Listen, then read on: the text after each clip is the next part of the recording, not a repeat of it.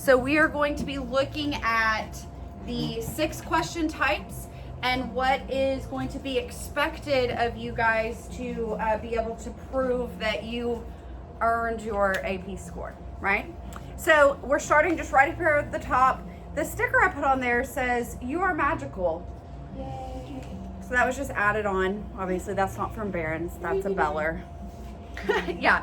And so there are 8 skills that College Board wants you guys to be able to prove. Now you have different strengths, right? But these are things that they're going to be specifically looking for. Visual analysis. Visual analysis is going to be your form and content, right? Does everyone understand? Visual analysis, form and content. Yes, we get what that means? Okay. And so question number 3 is where that's going to come up most prevalently. Number 2, it says contextual analysis. This is your history moment. Contextual. Now, contextual analysis will also include, it could be setting, right? Like the contextual setting of the sunflower seeds is at the turbine hall, right? So it's not just the history moment, it's also the location where it is. They're going to ask you to compare, right? To make comparisons. And so we'll see that in question 1, you'll see it in question 6, where they're asking you to compare and contrast similarities and differences. And we've practiced this throughout the year. They're going to ask you, number 4, about artistic traditions. What this is saying is continuity and change, right? An artistic tradition, a continuity is a tradition, a change is a change. Visual analysis of unknown works, that will be question number 3, meaning you're going to be given a picture of a work you may have never seen. When you get to question number 3, you're going to see a work that you have not seen unless you've looked outside of this class or we've used it as an example, which would be wonderful. And this is where you're going to use your visual analysis skills, like we talked about up there with that first point, form and content, to discuss an unknown work. Number 6, attribution of unknown works, right? So this is going to be giving you a work and asking you to justify why it is by a certain artist, or more likely a certain art style, right? Showing you a romantic painting and saying, how do you know this is romanticism, or something like that, okay? 7, it says art historical interpretations. That's what we're going to focus on today with our practice. Okay, it says question number 2, and we're going to practice to question number 2. Students should be able to describe relevant interpretations of art which may change over time. So they're asking you to do some analysis there, right? To actually do some higher level thinking skills.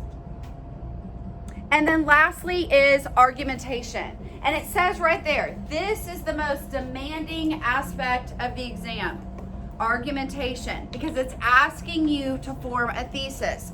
Now, this is not English class where your thesis has to be this formulaic, I mean, this is how it was when I was in English, right? This, okay, you're gonna do this, and then evidence, and then, there's this formula to follow. But it is asking you to make a claim, right? To claim something and then be able to argue it, back it up with facts, right? So it says to form a thesis statement and then follow it up with examples that show it to be true, right? So again, that's going to be what we practice here in a minute. So there are 4 short FRQs. The short FRQs you should spend about 15 minutes on. They're not going to tell you every 15 minutes to move on. They will give you some time breaks, but you just need to kind of keep an eye on how you're doing. If you find yourself spending 20-25 minutes on one of those, you need to move on, right? So we're just kind of going through this art thinking skills that they expect you guys to know. And then you're going to get 2 of the longer FRQs. The first one you get is the longest one, is 8 task points. The second one you get that we're going to practice today is 6 task points. And then the last 4 are each 5 task points. So you need to do the best on the first 2. especially the first one, right? If you're going to knock one out of the park, hopefully you knock more than one, but you need to do at least one. It reminds you here, let's see. Question 1 is going to give you 2 works, right? Question 2 will not have an image, but is asking you about a specific single work. All right, so move down to where it says question 1. Okay, in the bolded with the colon right there. Question 1, this will be the longest essay placed first on the exam, so you're more likely to not be burned out yet. Okay, that's the hope.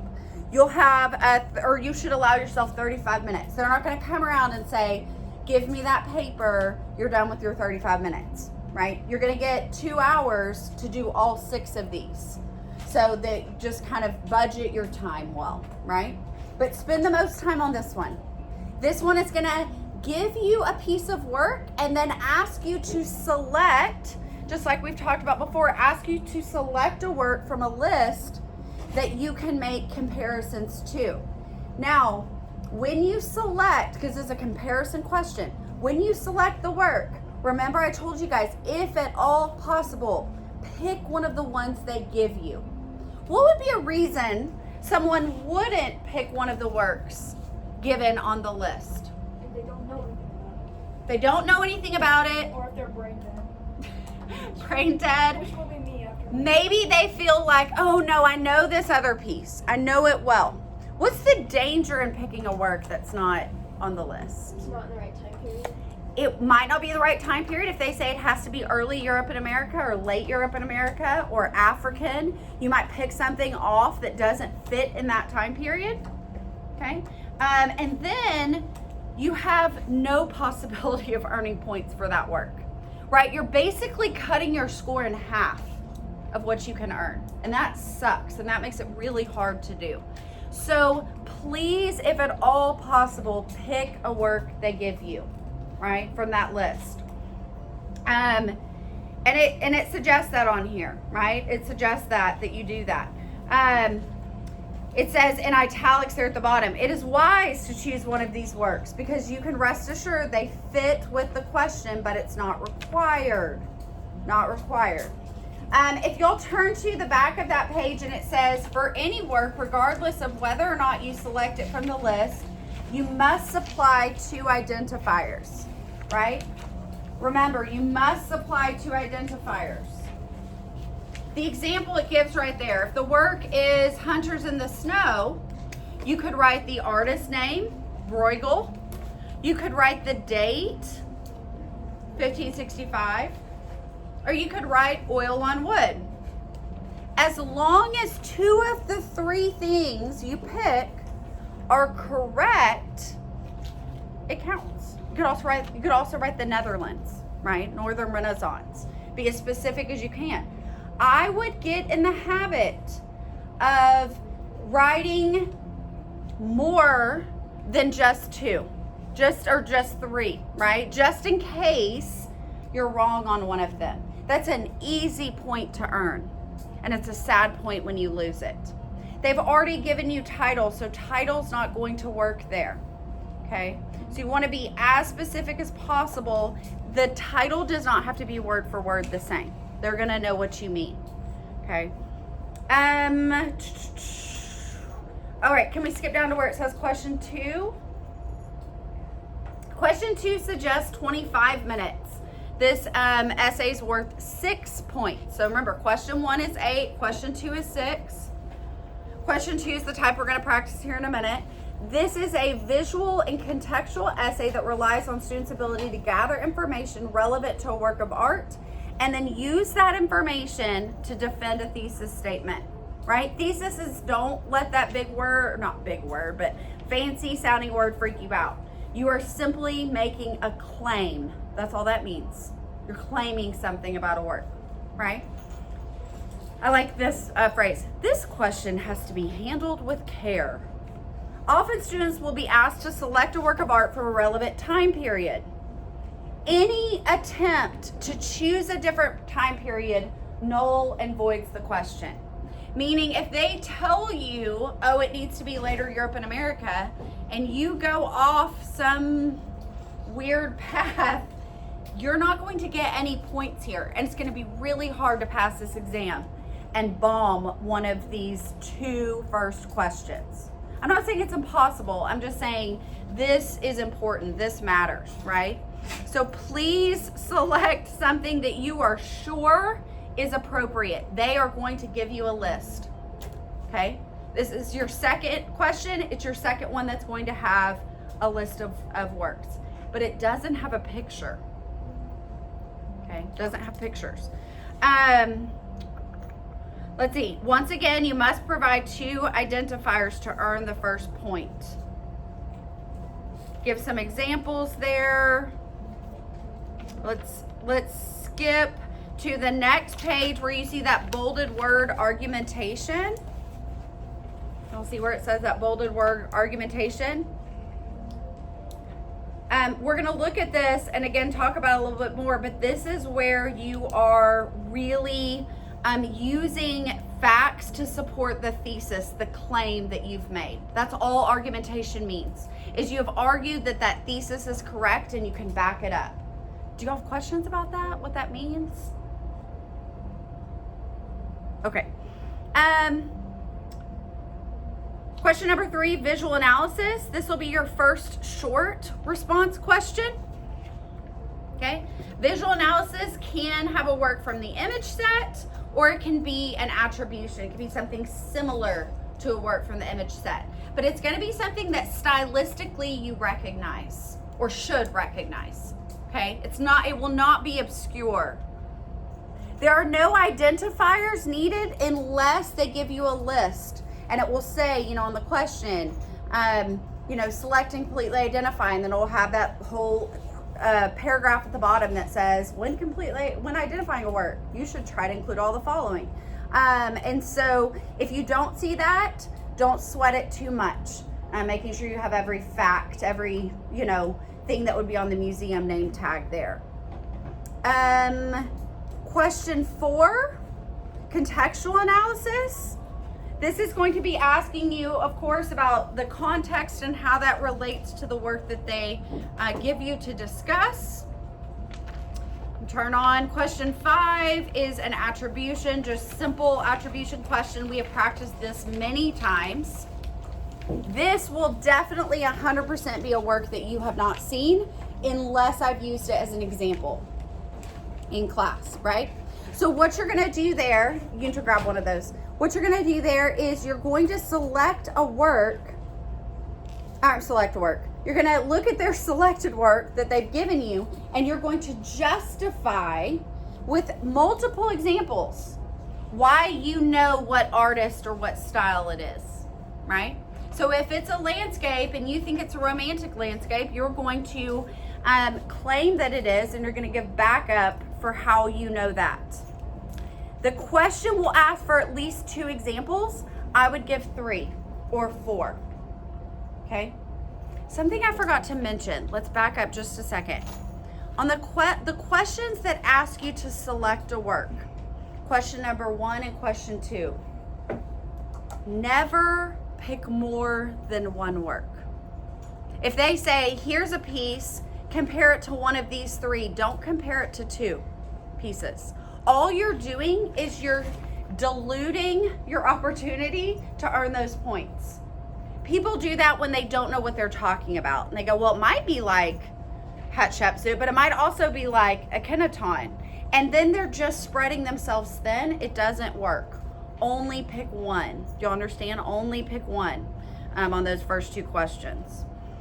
So here, same thing. I would only pick one style that you think it is. I would not say this is either neoclassical or Baroque.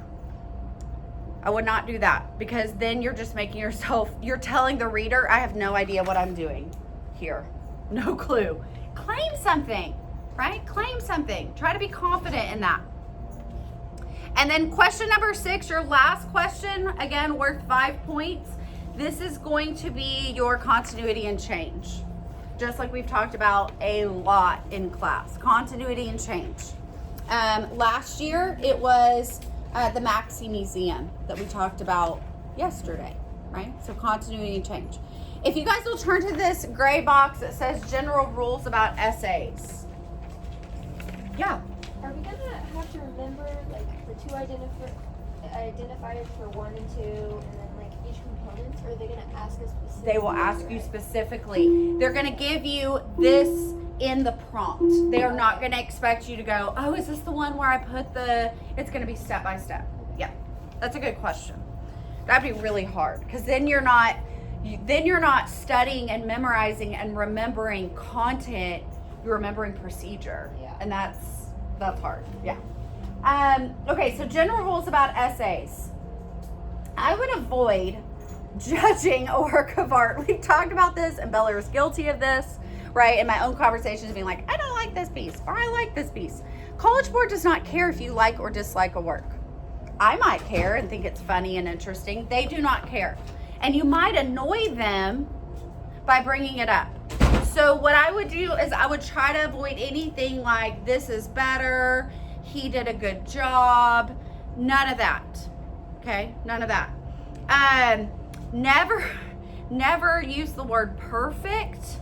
Avoid the word detailed, right? Just be careful with your verbiage. If you think, man, this is something I hear a lot, it's probably not going to read as an original thought to them. Okay? I'm not saying to try to sound different than you normally sound. You want to be authentic. But don't give them little idioms. It is what it is. You know how it is, right? Little things that don't really mean anything. Little platitudes. Leave that out as much as possible. It says never use able or unable or attempted to do this because that's incredibly subjective, right? The artist either used perspective or did not use perspective. Now you could say Cubism did not attempt to use true linear perspective and instead fractured forms, right? That's different. But just your opinion, again, doesn't care unless it's a thesis claim you're making. Don't express a preference. That kind of goes back to the idea of saying something's perfect. Please be careful with the word unique, because very, very few objects we look at are unique. I would say the Biombo, the Brooklyn screen with the Siege of Belgrade and the hunting scene on one side, it's the only Japanese, Mexican screen that has shell inlay in existence. That's a unique object. But the majority of what we look at, right, it's just one picked from a whole group, right? So be careful with that word unique. Complimenting the artist really is just not going to get you any points for anything. These are just little things, but again, they're things that make you sound more or less like you know what you're talking about. Characters, these are figures, not characters, right? It is more correct to say something is a work of art than to say piece of art, okay? Okay, you can underline the title of a work. Traditionally, when you're typing, you use italics. You are not going to get counted off if you don't underline or put in quotes, whatever, okay? You're not going to get counted off. But if you're somebody who wants to be really, correct with it, then the underline is what you would do, right? Try to be as specific as you can if you are identifying a work. This is a great example. If you just said an icon, well, we have multiple. If you say, oh, it's a self-portrait, we have multiple. It's that photo, we have multiple, right? So be as specific as you can, even if you don't know the exact title. That is okay. And then lastly, very, very important, please do not use bullet points. Do not number your responses. Don't, do it as some sort of weird format where you're responding like it's a shopping list. Try as best you can to make it in the essay form, right? Try to make it feel like it's an essay, because that is what the readers are really looking for. A lot of our readers are college professors, and they want you guys, they're going to be more enticed to give you points if you are very, very essay-like in your work. Now, again, if you're writing something and you think, oh my gosh, I got to keep track for myself Have I done T1? Have I done T2? Right? Then just write it out in the margin, because remember, they're not going to score what's in your margins. Okay? If you run out of space or you need to add something, they will follow the little deal where you make a star and then write on lower lines. Just don't write it in the margin. You have plenty of paper, more lines than you need. If you get going with an FRQ and you're like, that's terrible, I would suggest, I know this is crazy, unless you are just totally sure that what you'd written is 100% wrong, I would leave it and just start a new FRQ. They will not read anything you've crossed out. And what if what you'd written could have earned a point somehow, somewhere, right? So just use your best discretion on that. Just understand that if you put an X through something, they will not count it.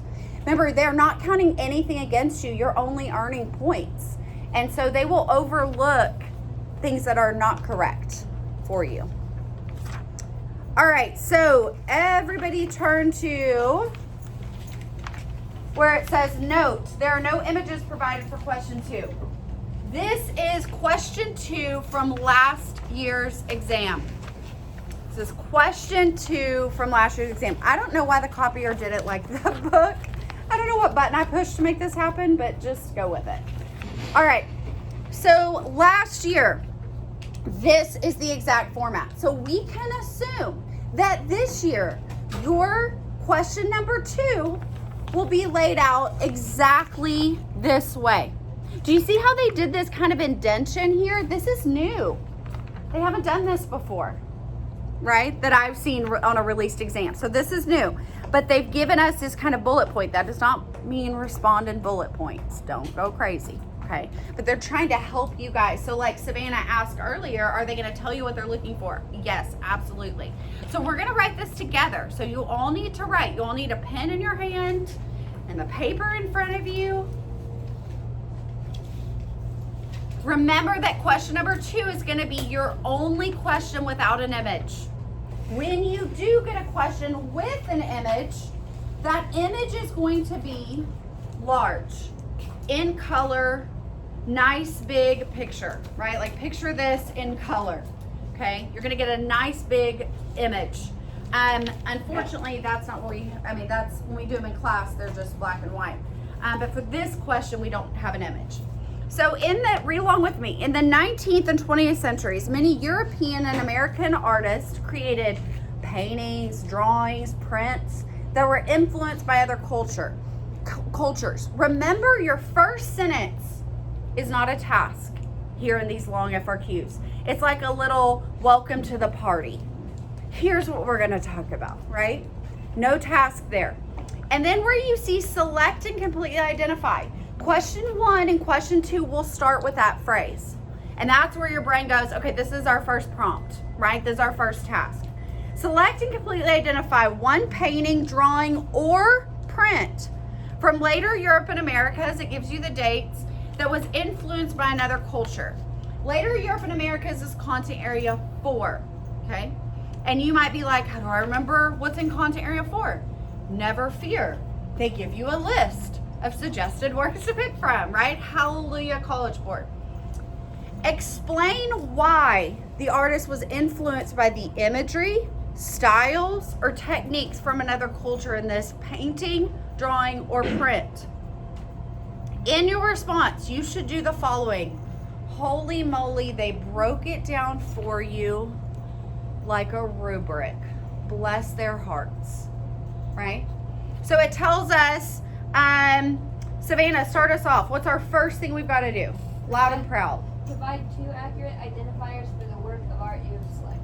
All right. And they're going to give me a list right here. And so we can say the work you've selected, if it says 2 identifiers of the work you've selected, they've given you works. Maggie? Is it going to look Exactly like this. Well, I mean, this is what we're told it's going to be like. I hope they don't throw something weird out there, but this is what we think exactly. What if they throw something weird out there that we can sue? We're not, oh my gosh. Okay, that would be interesting. Okay, Julia, loud and proud, read our second bullet there. Respond to the prompt with art historically defensible claim refuses that establishes a line of reasoning. There we go, right? So number 1, you're going to provide accurate identifiers of the work you've selected. Number 2, you're going to develop your thesis that makes a claim. Okay, makes a claim. This is the hard part. What is my claim about? What am I claiming? Can someone tell me? Something. For your claim, you're going to go back here. Why the artist was influenced by the imagery, styles, or techniques from another culture. Your claim is going to be related to the word explain. Your claim, your explain, right? Michelle, tell us the third thing we're going to do. Support your claim with at least 2 examples of relevant visual and/or conceptual points. 2 examples means that this bullet point is worth how many task points? 2. So you can underline or highlight 2 and be like, okay, I see you, College Board, because right here you've only given me 5 bullets, and I know this is a 6 task question. So that's going to be where my extra task is, right? Haley, what are we doing next? Explain how the evidence supports the claim. Explain how the evidence supports the claim. Whatever claim we've made, we're going to explain how that evidence, either visual and or contextual, you could do one of each, 2 contextual, 2 visual, whatever you like, right? Supports that claim. And then Brady, what are we doing last? Corroborate or qualify your example by explaining relevant connections, providing nuance, or considering diverse views. That is the hardest task point to earn on the entire FRQ, right? Because this is asking you to, what do they call it in world history? Your complex point or sophistication? Complexity point. Okay. Could never get that point. I know, but that's okay because what's the average score on a 6 question? 6 task? 2. 3. 3 is the average on a 6. It's just 50%. Hint, hint. And so it's between a 2 and a 3 for the 5 task. But you're trying to beat all the other kids testing on this, right? A 5 out of 6 on this FRQ would be ridiculous and amazing. So don't be too hard on yourself. Yes, shoot for the moon, try to get that last task point, but if you don't, be like, okay, I can still at least earn the other 5, right? And say something there. All right, so they remind you, when identifying the work you select, you should try to include all the following. Well, they've given us the titles. So in order to earn T1, which is provide 2 accurate identifiers, we're going to have to give artist name or culture or date or materials. So as a small group, go ahead, or on your own if you're on your own, go ahead and beside each one of those 3 works, I want you to write the artist name, the culture, the date, and the materials. If you can do it without your notes, that's awesome. If you can't, that's okay. You can Google. Not on the real test, though. You can't Google. You can talk to each other, because y'all might know and other people might not. And So I know it's by the really crappy dude, but I don't remember his name. the crappy dude. Yeah, Mr. Delusional. That's what I call him. Mr.